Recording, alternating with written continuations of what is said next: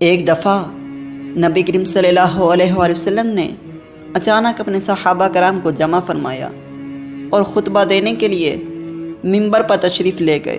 یہ وہ ٹائم تھا جب نبی کریم صلی اللہ علیہ وآلہ وسلم خطبہ نہیں دیا کرتے تھے۔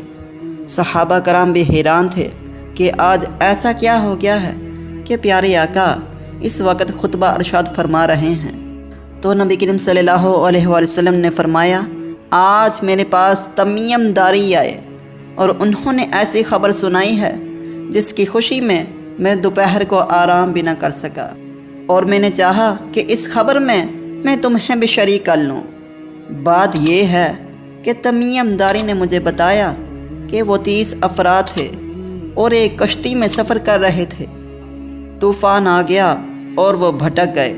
تقریباً مہینہ بھر وہ سمندر میں گھومتے رہے، اور ایک دن سورج غروب ہونے کے وقت وہ ایک نامعلوم جزیرے پر پہنچے۔ انہیں وہاں سیاہ رنگ کی مخلوق نظر آئی جس کے جسم پر بال بہت زیادہ تھے۔ انہوں نے اس سے پوچھا کہ تم کون ہو؟ اس نے کہا کہ میں جاسوس ہوں۔ تو صحابہ نے کہا کہ ہمیں اپنے بارے میں کچھ بتاؤ۔ تو اس نے کہا کہ میں نہ تم کو کچھ بتاؤں گا نہ تم سے کچھ سنوں گا۔ تم اس بت خانے میں جاؤ، وہاں ایک شخص تمہارا بڑی بے چینی سے انتظار کر رہا ہے، وہی تمہیں کچھ سنائے گا اور بتائے گا بھی۔ وہ سب اندر چلے گئے۔ وہاں ایک شخص سختی کے ساتھ زنجیروں میں جکڑا ہوا تھا۔ اس نے پوچھا، تم لوگ کون ہو اور کہاں سے آئے ہو؟ تو صحابہ کرام نے جواب دیا کہ ہم شام سے آئے ہیں۔ اس نے پوچھا کہ عرب کا کیا حال ہے؟ اور ایک شخص وہاں پیدا ہونا تھا، اس کا کیا حال ہے؟ یعنی نبی پاک صلی اللہ علیہ وآلہ وسلم کے بارے میں پوچھا۔ صحابہ کرام نے کہا کہ وہ بھی اچھے حال میں ہیں، اور ابتدا میں ان کی مخالفت ہوئی، مگر اب تو تمام عرب پر وہ غالب ہو چکے ہیں، اور سارا عرب ایک دین ایک خدا کو ماننے والا ہو گیا ہے۔ اس نے کہا، اچھا زغر کے چشمے کا کیا حال ہے؟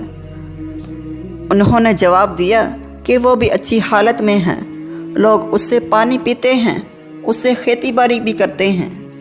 اس نے کہا، عمان اور پسان کی کھجوروں کا کیا حال ہے؟ انہوں نے کہا کہ اس میں ہر سال پھل لاتے ہیں۔ یہ سن کر اس شخص نے 3 چیخیں ماری اور بولا کہ میں دجال ہوں۔ جی ہاں ناظرین، وہ دجال تھا۔ کہتا ہے کہ عنقریب میں آزاد ہو جاؤں گا اور زمین کا چپا چپا گھوموں گا، اور اس کا کوئی حصہ نہیں چھوڑوں گا سوائے طیبہ کے، کیونکہ مجھ میں وہاں جانے کی طاقت نہ ہوگی۔ نبی کریم صلی اللہ علیہ وآلہ وسلم نے فرمایا کہ مجھے بہت خوشی ہوئی، کیونکہ طیبہ یہی شہر ہے۔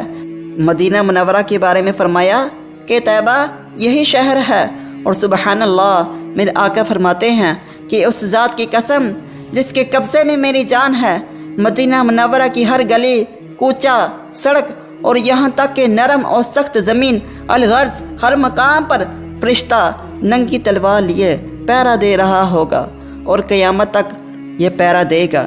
سبحان اللہ۔